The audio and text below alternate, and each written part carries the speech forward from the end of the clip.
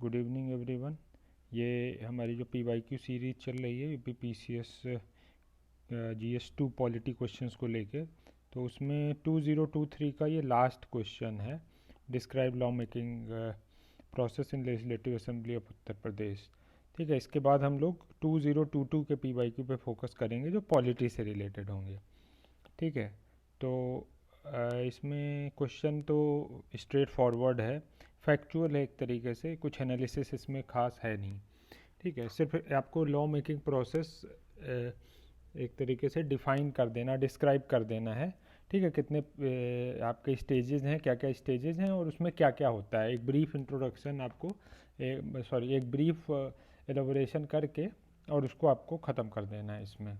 ठीक है, तो इस क्वेश्चन में इंट्रोडक्शन अगर आप चाहें तो मतलब इस तरीके से भी लिख सकते हैं, सिंपल लिख सकते हैं कि प्रोसेसेस हैं और ये मतलब कि निम्न मतलब इनको प्रोसेस को आप डिफरेंट स्टेप्स में एलोबरेट करेंगे, ये लिख सकते हैं।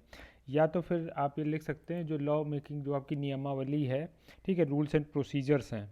ठीक है, रूल्स एंड प्रोसीजर्स में जो चैप्टर नंबर आपका 14 है, वहाँ पे इसके बारे में एलोबोरेटिव लिखा हुआ है, बताया गया है कि जो प्रोसेसेस हैं, जो लेजिस्लेशन का प्रोसेस है, उसमें क्या क्या स्टेप होंगे या किस तरीके से वो प्रोसीड करेगा।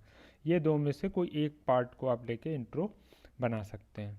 ठीक है, अब इसमें ये तो इंट्रो हो गया, इन दो में से कोई एक तरीके से आप लिख सकते हैं। कुछ एनालिसिस है नहीं तो स्ट्रेट फॉरवर्ड इंट्रो बनेगा।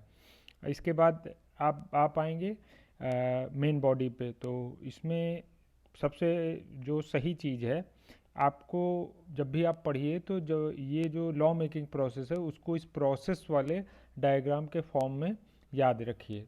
ठीक है, जनरली जो लेजिस्लेटिव असेंबलीज़ में लॉ मेकिंग प्रोसेस होता है वो ऑलमोस्ट सिमिलर ही होता है पार्लियामेंट के। ठीक है, तो कुछ बहुत ज़्यादा अंतर नहीं। ऊपर से हमारे पास लेजिस्लेटिव काउंसिल भी है जो कि पैरेलल मानी जाती है राज्यसभा के। तो एक हम लोग एक जनरल प्रोसेस लिख लेंगे। अब उसमें जो एग्जाम्शन है, जैसे कि मनी लॉ है, मनी बिल है, फाइनेंस बिल है, तो उसको लेके जो एग्जाम्शन दिया हुआ है वो आप वहाँ पे कंक्लूजन में हम लोग डाल देंगे, कंक्लूजन के पहले एक पार्ट में लिख देंगे। ठीक है, कि थोड़े से और प्रोसीजर्स हैं जो इन्वॉल्व किए जाते हैं। बेसिकली अगर ये याद है आपको तो एक ये डायग्राम बना दीजिए, उसके बाद हर स्टेप को आप एक्सप्लेन कर दीजिए एक एक दो दो लाइन में। ठीक है, तो पहला पार्ट आपका है वो है यहाँ पे आपका इंट्रोडक्शन ऑफ लेजिस्लेशन। ठीक है, तो इसमें सिंपल है कि इंट्रोडक्शन में क्या है कि इसको जो बिल है आपका, ठीक है, उसको पेश किया जाता है। तो या तो कोई आपका मिनिस्टर करेगा और या तो प्राइवेट मेंबर करेगा। ठीक है, अगर प्राइवेट मेंबर करता है तो उसको प्राइवेट मेंबर बिल कहते हैं। सेम चीज़ आपका पार्लियामेंट में भी यही होता है। ठीक है, तो ये इंट्रोडक्शन में आपको बस इतनी सी चीज़ लिखनी है कि मतलब इसको इंट्रोड्यूस किया जाएगा और प्राइवेट मेंबर भी कर सकता है, और बस इतना आपका इंट्रोडक्शन में ये जो पहला स्टेप है इंट्रोडक्शन ऑफ लेजिस्लेशन में, इतना ही आपको मेंशन करना है। ठीक है, अब प्राइवेट मेंबर बिल जो होता है उसका प्रोसीजर थोड़ा सा अलग होता है, पर इंट्रोडक्शन ऑफ लेजिस्लेशन में ये दो ही तरीक़ों से आप इसको इंट्रोड्यूस कर सकते हैं। उसके बाद क्या किया जाता है, उसके बाद इसको पढ़ने के लिए भेज दिया है। मतलब इस पर एक तरीके से फॉर्मली बस इसको जो कहा जाता है ना वाचन।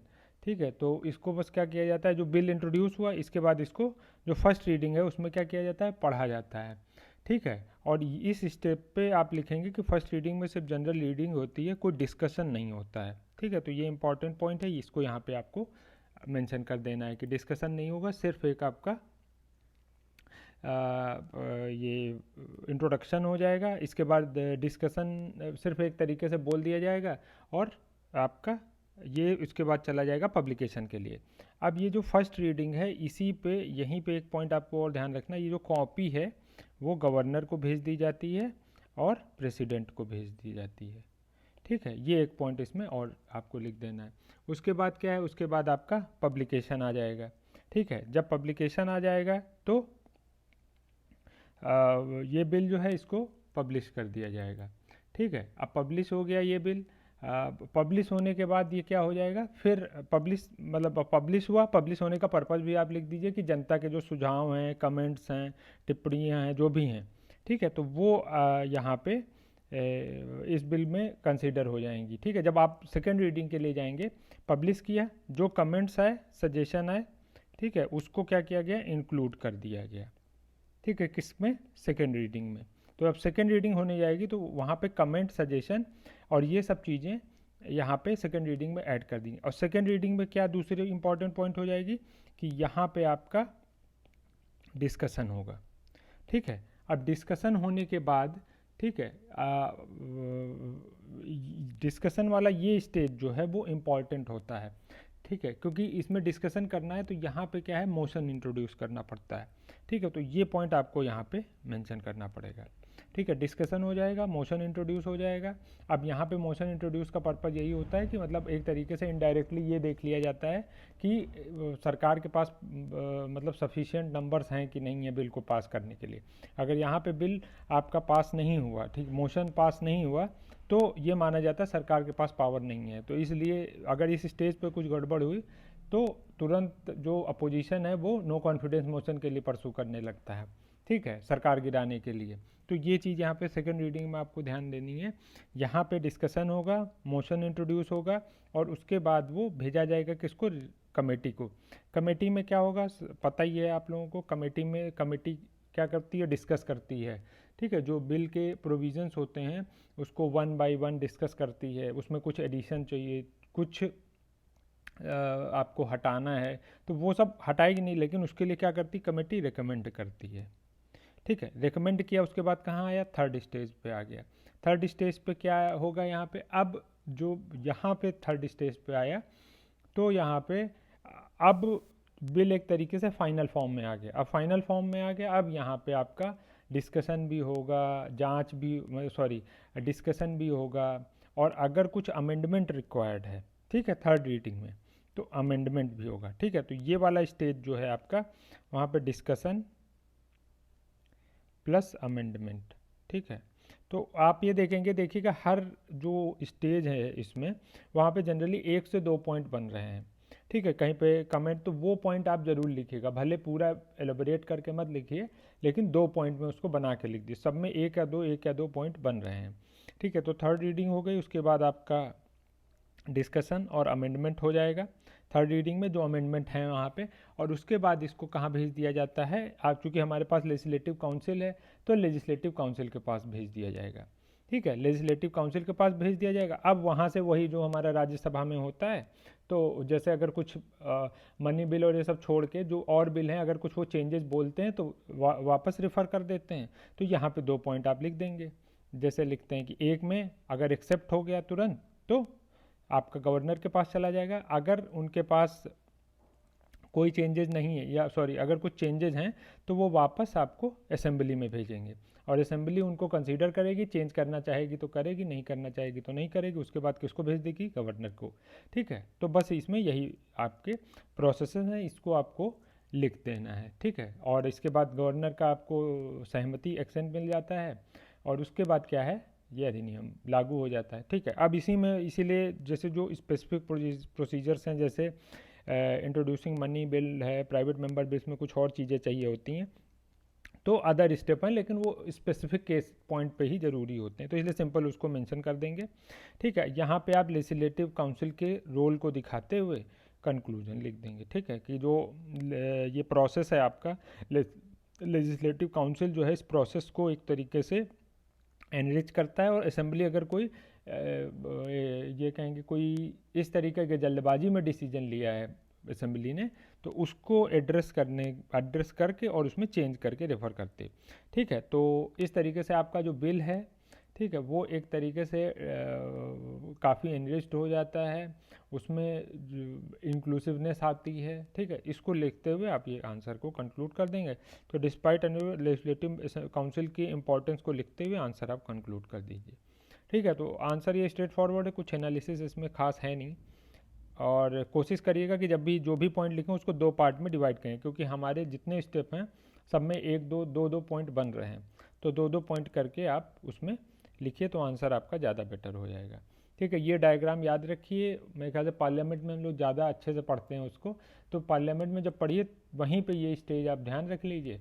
सेम ऑलमोस्ट सिमिलर है, मतलब बहुत थोड़ा सा माइन्यूटली अंतर है, बाकी पूरा प्रोसेस सेम है एक तरीके से, तो वहाँ पे ध्यान रखना है, यहाँ पे भी सेम चीज़ आपको लिखनी है। पैरेलल ड्रॉ कर लीजिए, ये माइंड मैप अपना दिमाग में आप रखिए, तो एग्ज़ाम में आपको दिक्कत नहीं होगी। अगला क्वेश्चन है, what are the rights within the ambit of article 21 of the constitution. ये भी आपका एक तरीके से स्ट्रेट फॉरवर्ड क्वेश्चन ही है। इसमें विद इन द एम्बिट है, मतलब आपको क्या लिखना है, स्कोप लिखना है। ठीक है, स्कोप ऑफ आर्टिकल जो है 21 यहाँ पे आपको डिस्कस करना है। ठीक है, तो इसको इंट्रोडक्शन यहाँ भी हम दो तरीके से शुरू कर सकते हैं। एक तो सिंपल आप आर्टिकल 21 में क्या लिखा है वो लिखिए, और दूसरा पॉइंट जो उसमें आप ऐड कर दीजिए वो ये मेंशन कर दीजिए, the importance of this article can be seen from the fact that this article has evolved to larger extent as compared to other fundamental rights of the constitution। ठीक है, तो ये करके आप दूसरा पार्ट लिख दीजिए ये इंट्रो में। अदरवाइज आपने ये लिखा हुआ है कि जैसे क्या है, आर्टिकल याद नहीं होता बहुत लोगों को, तो एक जनरल जो आपको थीम है उसकी वो याद रखिए कि fundamental right to life, personal liberty and considered most basic of all human rights and has been recognized by, ठीक है, interpretation has evolved over a period of time, has significant impact on the fundamental individual rights in the country। तो ये आप कर सकते हैं। तो दो इंट्रो, एक ये इंट्रो आप बना सकते हैं, एक जो मैंने पहला बताया सिर्फ ये आर्टिकल याद है तो वो भी आप लिख के कर सकते हैं। ठीक है, तो वो हो गया। इसके बाद जो एम्बिट है, इसमें बताया मैंने स्कोप है, अब इसको हम डिवाइड कर लेंगे। देखिए इस क्वेश्चन में ऐसे सच अब कुछ नहीं है, लेकिन अगर इस क्वेश्चन में आपको एनरिच करना है अपना आंसर, ठीक है, तो वो एनरिच करने के लिए आपको क्या करना पड़ेगा, यहाँ पे रेलिवेंट केस, सुप्रीम कोर्ट के जो जजमेंट हैं, जिस जजमेंट के कारण वो उसकी एम्बिट बढ़ी, वो ज़रूर कोट करिए। ठीक है, और इस आंसर में कुछ खास ऐसा नहीं है कि किसी को पता ना हो, क्योंकि फंडामेंटल राइट एक ऐसी चीज़ है जो हर बच्चा बहुत अच्छे से पढ़ता है। ठीक है, लेकिन उसके जो रेलिवेंट आर्टिकल्स हैं जिन्होंने उसकी एम्बिट या स्कोप को बढ़ा दिया, ठीक है, उसको हमेशा ध्यान रखना है। ठीक है, तो पहला है आपका right to live with dignity है, जो कि मेनका गांधी केस में 1978 वाले में सुप्रीम कोर्ट ने बोला था, जहाँ पे उनको फॉरेन जाना था, जहाँ और उसको जो सरकार है, ठीक है, उसने मना कर दिया था। ठीक है, पासपोर्ट का केस था शायद, और वहाँ पे मना कर दिया था, तो यहाँ पे बोला गया था कि यहाँ पे राइट टू ट्रेवल अब्रॉड है। ठीक है, और आप इसमें कह सकते हैं एवरी पर्सन हैज़, लिखा हुआ है right to treated with respect and right to live a life. ठीक है, तो ये दो चीज़ें इसमें इंपॉर्टेंट हर पॉइंट में लिखिए। एक तो कौन सा मतलब राइट है जो उसका मतलब एक तरीके से कहेंगे उसके स्कोप में आता है, जिसको सुप्रीम कोर्ट ने मेंशन किया, वो आप मेंशन करिए, और साथ में रेलिवेंट केस मेंशन करिए। ठीक है, तो एक ये हो गया। दूसरा क्या है, राइट टू लाइवलीहुड है, ये ओल्गा टेलिस केस है। ठीक है, ये 1985 में, तो essential component of right to life and necessary for realisation of other fundamental rights. ठीक है, तो ये सुप्रीम कोर्ट का ऑब्जर्वेशन था इस केस में, उसको आप लिख सकते हैं। नहीं तो इसका मीनिंग भी लिख सकते हैं, अगर देखिए सपोज आपको केस याद है तो वो लिख दिया, इस राइट टू लाइवलीहुड का मीनिंग क्या है वो लिख सकते हैं। ठीक है, दो में से कोई एक चीज़ आप कर सकते हैं। ठीक है, इसमें कोई मतलब इस तरीके की दिक्कत नहीं कि यही पॉइंट आपको सुप्रीम कोर्ट के ही याद हो, क्योंकि जनरली क्या होगा, जैसे ये right to live with dignity याद रहेगा, एक सबसे ज़्यादा याद रहने वाला पॉइंट है नीचे जो मैंने लास्ट में डिस्कस किया है, राइट टू प्राइवेसी।